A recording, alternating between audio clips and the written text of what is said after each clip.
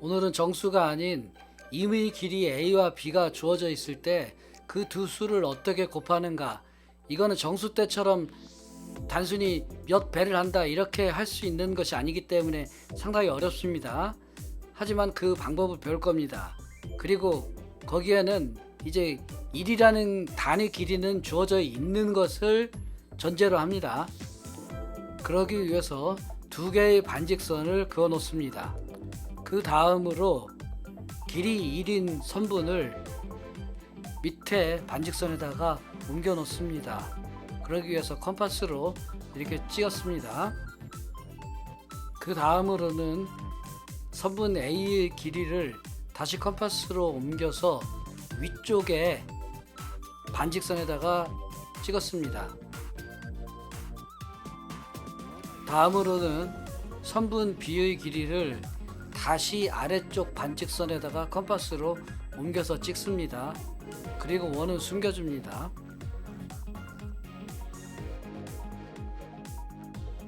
이제 길이 1인 선분 끝점과 A 선분의 끝점을 이어줍니다. 그리고 마지막으로 방금 그어진 끝점끼리 이어진 선분과 평행하면서 길이가 B인 선분의 끝점을 지나는 평행선을 그어줍니다. 물론 컴파스로 작도할 때는 각을 이동하는 방식으로 해야겠지만 여기 지오지브라에서 제공되는 그런 툴을 이용해서 평행선을 쉽게 그었습니다. 이제 그것이 왜 우리가 숫자 A와 숫자 B를 곱한 것이 되는지를 알아보겠습니다.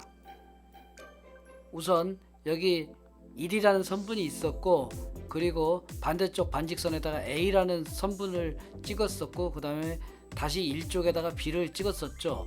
그리고 나서 마지막으로 그어진 길이가 X라는 건데, 그 이유는 이 두 개의 선분이 평행하기 때문인 것이죠. 왜냐하면은 평행하게 되면은 모든 대응하는 동의각들이 같기 때문에 두 개의 삼각형이 닮은 삼각형이 됩니다. 그래서 이 닮은 비를 표현하면은 1대 B는 A 대 X가 되는 것이고, 이제 내항끼리 곱하기 외항끼리 곱해서 쓰게 되면 X는 A, B로서 그 X 값이 두 수의 곱이 된다는 것을 알 수 있는 겁니다. 이제 그 역과정으로서 두 개의 길이 A, B가 주어져 있을 때 단위 길이 2를 이용해서 AX 빼기 B는 0이라는 방정식을 풀면은 X는 B 나누기 A가 되는데, 그 길이를 어떻게 구해낼 것인가 하는 거에 대해서 알아보도록 하겠습니다. 그러기 위해서 일단 또 반직선 두 개를 이렇게 그어 놓습니다. 그 다음으로 선분 A의 길이를 컴파스로 반직선 위에다가 옮겨 놓습니다. 그리고 그 교점을 표시합니다. 그리고 원은 다시 감춰주고, 그 다음으로 이제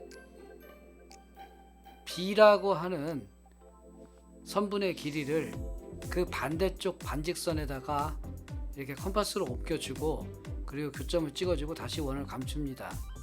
그런 다음에 그 두 개의 선분의 끝점들을 이제 이어주게 됩니다. 그렇게 되면은 삼각형이 하나가 만들어졌죠. 그래서 이제 다음 단계로 선분 일자리를 다시 옮겨 가지고 그거를 A쪽에다가 먼저 그어 놓은 A쪽 길이에 있는 변에다가 옮겨 놓습니다. 그러고 나서 이제 방금 그어진 선분과 평행하면서 이 선분 일자리 길이의 끝점을 지나는 평행선을 이제 그어줍니다.